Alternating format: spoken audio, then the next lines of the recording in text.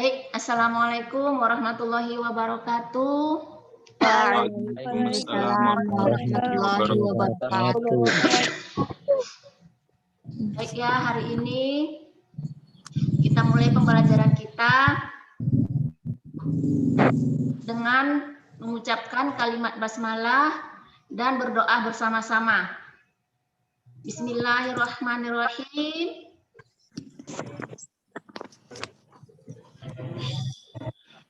Rabbi shrahli sadri wa yassirli amri wahlul 'uqdatam min lisani yafqahu qawli. Rabbi zidni ilman warzuqni fahman wa amalan sholihan. Baik ya, melanjutkan materi kita yang lalu, yaitu Quran surah Al-Hujurat ayat 10 dan ayat 12 ya. Yang mana isi kandungannya itu adalah berhusnuzon. Husnuzon itu adalah berbaik sangka, yaitu anjuran berbaik sangka. Perintah untuk berbaik sangka.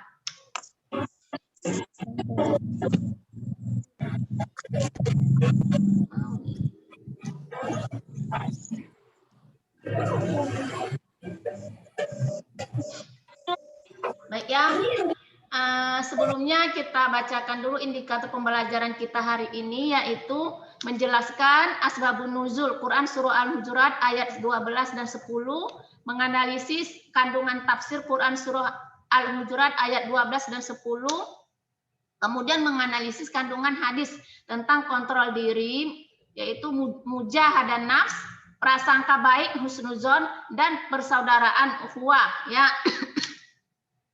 Kemudian mengidentifikasi hikmah perilaku kontrol diri, mujahadah nafs, prasangka baik yaitu husnuzon, dan persaudaraan ukhuwah sebagai implementasi dari pemahaman Quran surah Al-Hujurat ayat 12 dan 10 serta hadis yang terkait.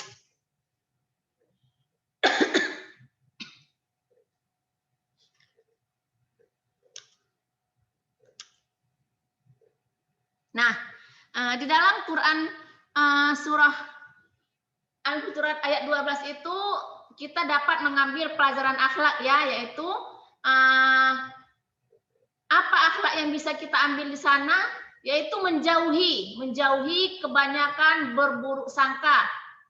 Jadi arti dari Quran surah Al-Hujurat ayat 12 itu ialah, hai orang-orang yang beriman, jauhilah kebanyakan buruk sangka, yaitu kecurigaan, karena sebagian dari buruk sangka itu adalah dosa, dan janganlah mencari-cari keburukan orang, dan janganlah menggunjingkan satu sama lain.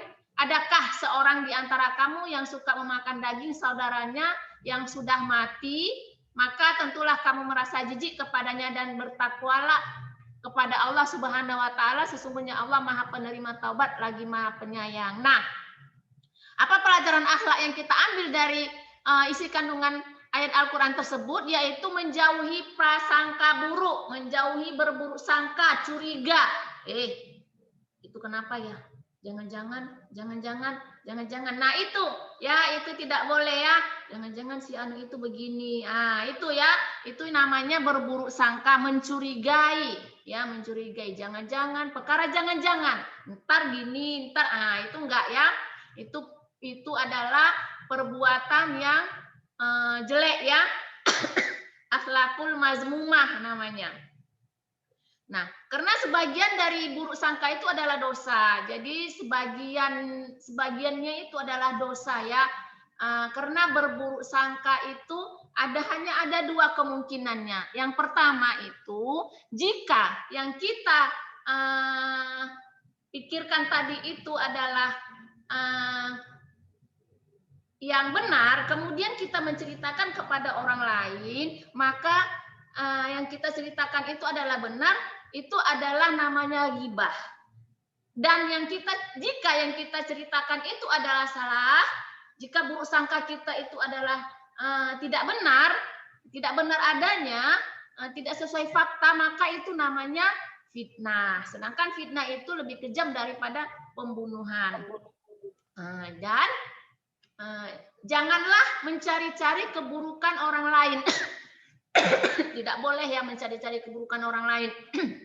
Misalnya nih, kita nggak suka dengan teman kita. Gimana caranya kita cari-cari keburukan dia? Kita ikutin dia, kita intip dia, kita buntutin dia, sampai kita ngelihat keburukannya, sampai kita ngelihat sesuatu kebiasaan buruk dia, misalnya mendengkur, misalnya apalagi ya, misalnya suka ada sifat-sifat dia yang jelek, misalnya malas nyuci, atau mungkin kekurangan dia, mungkin bau badannya cepat, keringatan sehingga mudah bau badan. Nah itu kemudian kita ceritakan kepada orang lain, itu namanya menggunjing, ya, menggunjingkan satu kepada orang lain, ya, menggunjing, bergunjing antara satu dengan yang lainnya. Kalau kita cari-cari keburukannya tadi, maka kita menggunjingkannya. Nah, inilah namanya ghibah, ya, namanya ghibah. Tadi sudah Ibu bilang, hanya ada dua kemungkinan ghibah itu dan tidak ada satupun yang bisa kita pilih. Yang pertama, jika yang kita ceritakan itu adalah benar, memang benar dia tidur itu ngorok, mendengkur kuat, mengganggu semua. Tapi kita menceritakan itu di belakang dia.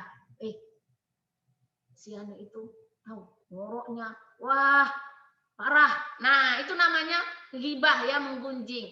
Nah, kalau memang benar itu namanya ghibah, tetap berdosa, maka disamakan dengan perumpamaannya kita memakan daging bangkai saudara kita sendiri.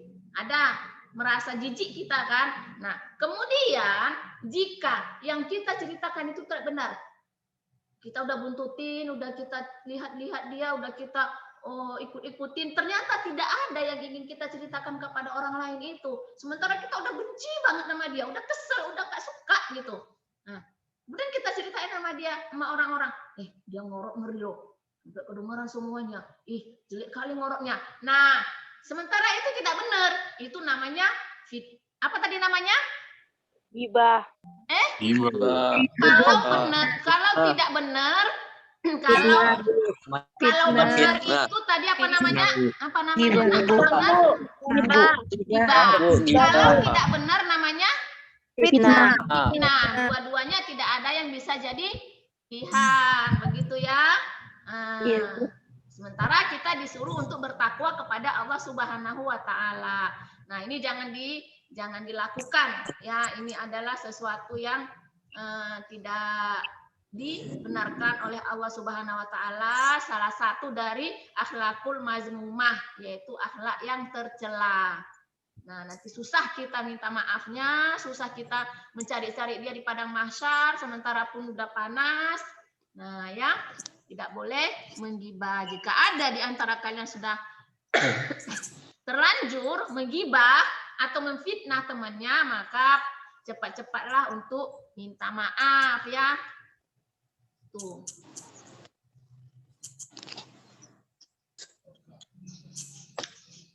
Nah, kenapa turun dari Quran surah Al-Hujurat ayat 12 ini, ya, setiap Al-Quran itu ada asbabun nuzulnya sebagian.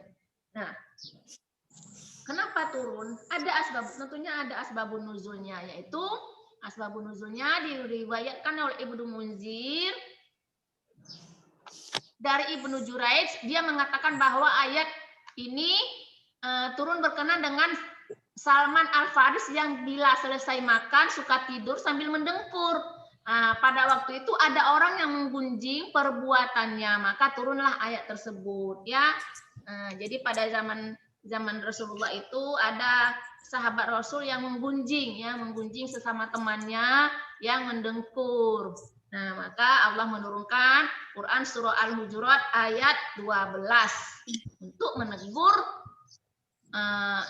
sahabat tersebut, untuk melarang menceritakan aib orang lain, ya, mengumpat seseorang dengan menceritakan aib orang lain, ya. Nah, isi tafsir dari Quran surah Al-Hujurat ini, ayat 12 ini, yaitu berisi perintah untuk menjauhi sikap-sikap akhlakul mazmumah, yaitu yang tadi itu adalah suuzon ya. Suuzon itu berburuk sangka.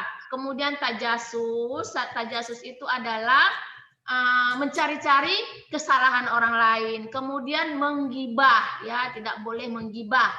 Tidak boleh menceritakan orang lain di belakangnya. Nah, tentang suuzon ini Rasulullah SAW bersabda, biar enak ya. Coba Fitria ini, ada yang Fitria nggak ada nih? Fitria Ramadhani. Ya, Ada Bu. nak? Ada, Bu. Coba baca dulu sabda Rasulullah. Hadis Rasulullah SAW. Bentar, Bu. Nggak nampak, Bu, di layar HP saya, Bu. Nggak nampak ya? Coba siapa ya? Ibu cari dulu. Putri Aulia Zahara. Nampak, nak?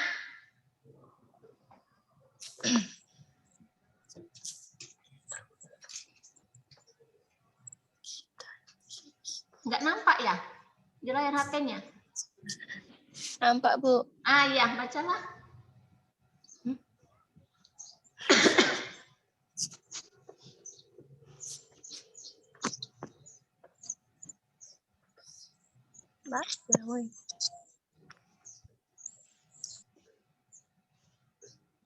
Nampak.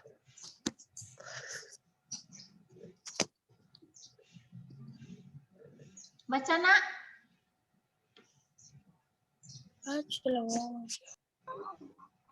Bisa. Salsabil. Ada.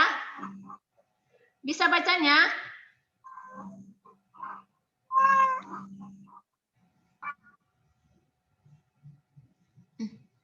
Baik ya. Ibu baca ya.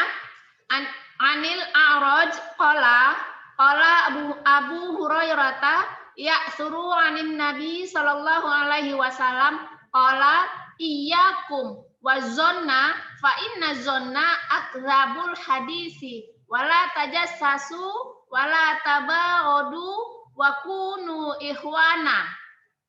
Rawahul Bukhari. Dari Al-A'raj berkata, Abu Hurairah berkata, satu warisan dari Nabi Shallallahu Alaihi Wasallam, beliau bersabda, jauhilah oleh kalian prasangka, sebab prasangka itu adalah ungkapan yang paling dusta. Dan janganlah kalian mencari-cari aib orang lain. Jangan pula saling menebar kebencian. Dan jadilah kalian orang-orang yang bersaudara. Hadis riwayat Bukhari ya. Nah, jadi di sini jelas bahwa Rasulullah Shallallahu Alaihi Wasallam melarang berprasangka ya. Masih berprasangka saja sudah dilarang. Kemudian apalagi yang dilarang itu mencari-cari aib orang lain, tidak boleh juga ya, dicari diintip ya, diikutin, dibuntutin. Kemudian tidak boleh saling menebar kebencian. Jadi apa yang disuruh? Kita disuruh untuk bersaudara ya, ukhuwah ya, bersaudara.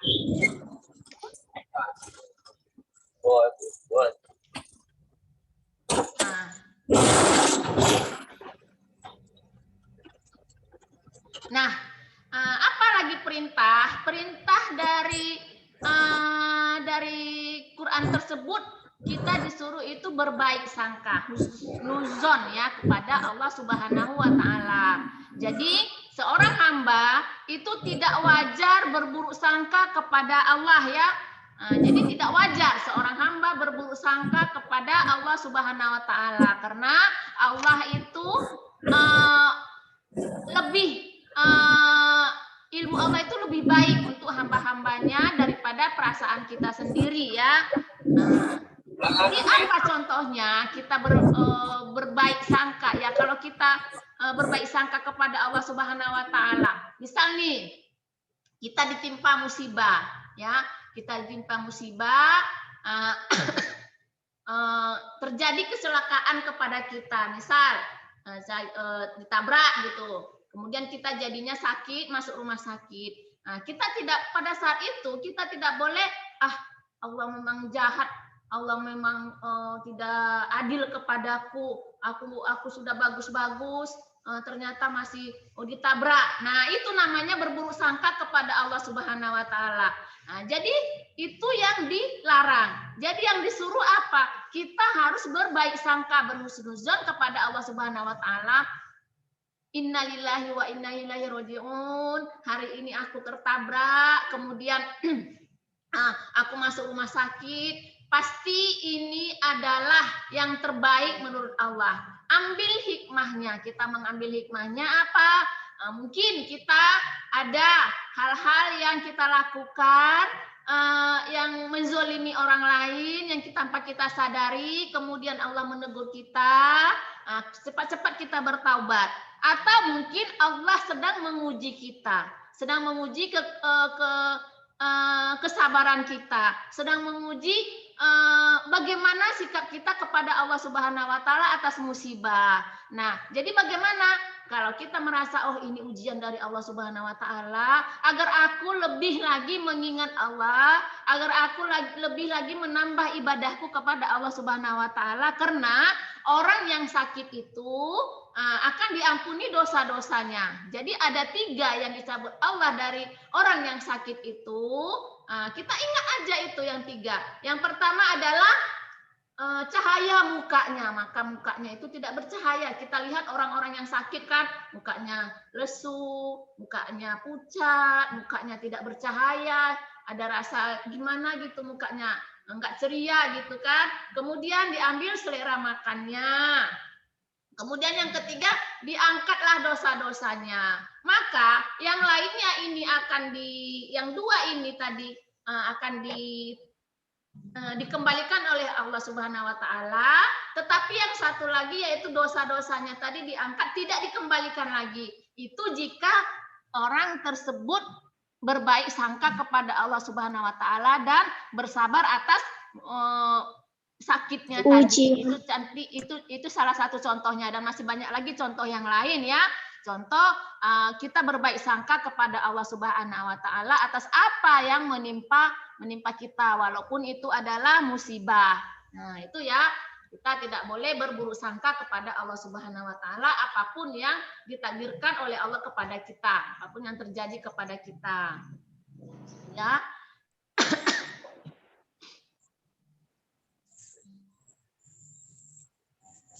Nah, kemudian apalagi yang pertama itu adalah bagaimana cara kita bertakwa, berhusnuzon kepada Allah Subhanahu Wa Taala. Yang pertama itu adalah husnuzon dalam takwa kepada Allah ya, artinya melaksanakan perintah Allah itu dan menjauhi segala larangannya. Nah, itu bentuk dari salah satu bentuk dari husnuzon kepada Allah Subhanahu Wa Taala. Nah, kemudian apalagi yaitu husnuzon dalam berdoa, ya, husnuzon dalam berdoa itu juga ya, kita sudah berdoa kepada Allah Subhanahu Wa Taala, tapi kok nggak dikabulkan juga ya, kan gitu. Kemudian kita sudah berdoa kok nggak makbul doanya. Nah, di sini memahaminya adalah yaitu kita harus berbaik sangka, kita harus husnuzon. Dengan cara bagaimana? Kita harus tetap yakin bahwa doa kita itu akan dikabulkan walaupun tidak dalam waktu jangka yang dekat. Ya, tetaplah berbaik sangka bahwa doa itu pasti akan dikabulkan oleh Allah Subhanahu Wa Taala. Doaku akan dikabulkan oleh Allah Subhanahu Wa Taala. Apapun ceritanya, walaupun belum sekarang, aku yakin doaku akan dikabulkan oleh Allah Subhanahu Wa Taala, karena Allah Subhanahu Wa Taala bersama dengan prasangka hambanya. Jika prasangka kita bahwa doa kita itu dikabulkan, maka akan dikabulkan. Tetapi Tetapi jika prasangka kita, alah nggak dikabulkan ini, udahlah, usahlah, udah capek-capek doa nggak dikabulkan, maka tidak akan dikabulkan. Karena apa? Karena Allah itu bersama dengan prasangka hambanya. Apa prasangka hambanya? Itulah yang diberikan oleh Allah Subhanahu Wa Taala. Itu ya. Nah, bagaimana lagi cara berhusnuzon dengan Allah Subhanahu Wa Taala, yaitu husnuzon dalam berikhtiar dan tawakal. Apa yang dimaksud itu? Yaitu ikhtiar itu adalah usaha yang dilakukan oleh seseorang untuk mendapatkan hal yang dicita-citakannya. Nah, dalam berikhtiar itu kita harus berhusnuzon, ya, berbaik sangka bahwa apapun ikhtiar kita tersebut, insya Allah akan terkabul. Apapun ikhtiar kita tersebut, insya Allah akan tercapai, hasilnya akan tercapai. Nah, itu merupakan kita wajib, ya, kita harus berbaik sangka. Jangan kita sudah berikhtiar, tetapi dalam pikiran kita itu dapat nggak ya, bisa nggak ya, sanggup nggak ya, mampu nggak ya. Nah itu tidak boleh. Yakinlah, ikhtiar kita itu, usaha kita itu akan menghasilkan apa yang kita inginkan, apa yang kita cita-citakan. Nah, setelah usaha kita itu maksimal, maka kita bertawakal kepada Allah Subhanahu Wa Taala. Nah, itu ya. Nah, itu bentuk husnuzon kepada Allah Subhanahu Wa Taala, yaitu yang pertama tadi itu adalah husnuzon dalam bentuk ketakwaan, kemudian berhusnuzon dalam doa, kemudian yang ketiga itu adalah husnuzon dalam ikhtiar dan tawakal. Nah, kemudian selain husnuzon kepada Allah itu adalah kita disuruh husnuzon kepada manusia, ya. Kepada manusia juga disuruh kita berhusnuzon. Husnuzon kepada manusia itu, kepada orang lain itu, yaitu bisa diartikan seluruh ucapan, sikap, dan perbuatan yang dilakukan oleh orang kepada seseorang akan diterima, kita terima, kemudian diiringi oleh prasangka atau dugaan-dugaan yang bersifat bersifat baik, ya. Jadi kita, apapun yang disampaikan orang, apapun tingkah laku orang, apapun yang perbuatan yang kita lihat orang, itu kita berbaik sangka dulu, ya. Jangan langsung jangan itu yang ada dalam pikiran kita. Berprasangka baik dululah kepada orang lain sampai kita menemukan bukti bahwa itu tidak baik yang dilakukannya, gitu ya. Jangan mengira-ngira, tidak boleh mengira-ngira, ya. Itu tentang prasangka baik. Kemudian yang ketiga itu tadi prasangka baik kepada Allah, prasangka baik kepada orang. Kemudian yang ketiga itu adalah prasangka baik kepada diri sendiri, ya. Prasangka baik kepada diri sendiri itu bagaimana, gitu ya. Nah, orang yang prasangka baik kepada diri sendiri itu yaitu menyadari bahwa setiap manusia memiliki kelebihan dan kekurangan. Nah, jadi kita juga harus sebagai manusia juga memiliki kekurangan dan kelebihan. Nah, ini harus kita syukuri. Nah, jadi bentuk husnuzon kepada diri sendiri itu adalah mensyukuri apapun yang diberikan Allah kepada diri kita. Yang kita ngerasa yang diberikan ini adalah kekurangan kita, gitu. Nah, itu harus kita syukuri karena pasti ada hikmah, pasti itu adalah yang terbaik dari Allah Subhanahu Wa Taala, ya. Nah, jadi setiap kekurangan dan kelebihan kita itu kita disuruh oleh Allah berbaik sangka kepada diri kita sendiri. Tidak boleh misalnya ada kekurangan kita, ya, tidak boleh rendah hati, tidak boleh rendah diri, bukan rendah hati, ya. Rendah hati itu disuruh, ya, dianjurkan. Tidak boleh rendah diri di hadapan orang lain. Bagaimana caranya agar mengaplikasikan tadi baik sangka kepada diri sendiri itu, jadikanlah kekurangan kita itu menjadi kelebihan, atau tutupilah kekurangan kita itu dengan kelebihan kita. Nah, itu ya. Jadi agar kita percaya diri, agar kita tidak rendah diri di hadapan orang lain. Jadi kita tidak boleh rendah diri, harus tetap percaya diri ya. Apapun kekurangan kita, kita tidak boleh rendah diri. Itulah bentuk syukur kita kepada Allah Subhanahu wa taala atas segala yang diberikan oleh Allah kepada kita, baik itu kelebihan atau kekurangan kita. Gitu ya. Nah, bentuk syukur tidak boleh rendah diri. Bentuk syukur itu harus percaya diri. Gitu ya. Kemudian apa ya waktunya ya? Sepertinya harus kita lanjut ya nanti ya. Ini panjang nih masih. Kita lanjutkan pertemuan berikutnya yaitu tentang ukhuwah dan juga tentang apa ya? Tadi sudah husnuzon, mujahadah nafs ya. Mujahadah nafs itu adalah menjaga diri. Nah, itu kita lanjut nanti ukhuwah dan mujahadah nafs. Baik, ada yang ingin ditanyakan sebelum kita tutup? Bu, Ya. kalau misalnya kan kita berburuk sangka dengan seorang atau teman kita dan prasangkanya itu benar, Bu. Jadi apa yang harus kita lakukan, Bu? Gimana tadi, Nak? Ibu lagi baca pesan dari Miss Lisbeth, kelamaan kita. Apa, Nak? Ulang. Kalau misalnya kita berburuk sangka sama seseorang atau dan prasangkanya itu benar, Bu. Jadi apa yang harus kita lakukan, Bu?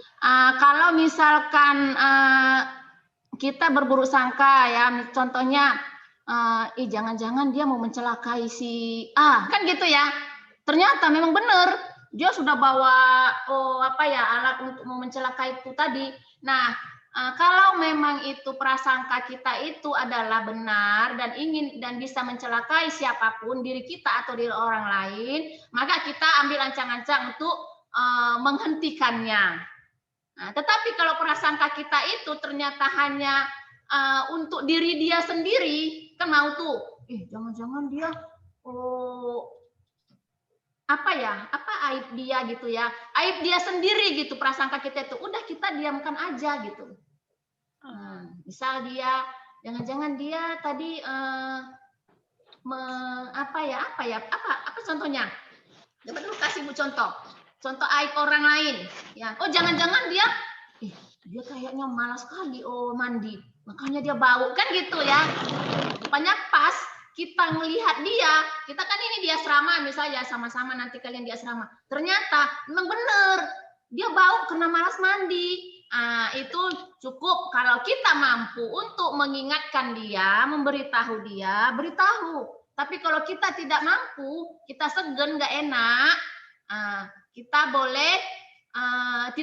tidak boleh menceritakan kepada orang lain. Boleh kita menceritakan kepada orang lain yang mampu untuk memberitahu dia, dan orang lain itu bisa menutupi aib teman kita itu, ya, aib seseorang itu. Misal kalau di sekolah ke wali kelasnya atau ke guru BK gitu ya, Nak ya, atau ke wali asrama. Baik. Kalau ada lagi yang ingin bertanya, boleh minggu depan, masih pembahasan kita masih seputar Al-Hujurat ayat 12 dan 10. Karena waktu kita sudah habis, Miss Lisbeth sudah menunggu. Kita akhiri pertemuan kita hari ini dengan mengucapkan hamdalah, alhamdulillahi rabbil alamin. Assalamualaikum warahmatullahi wabarakatuh.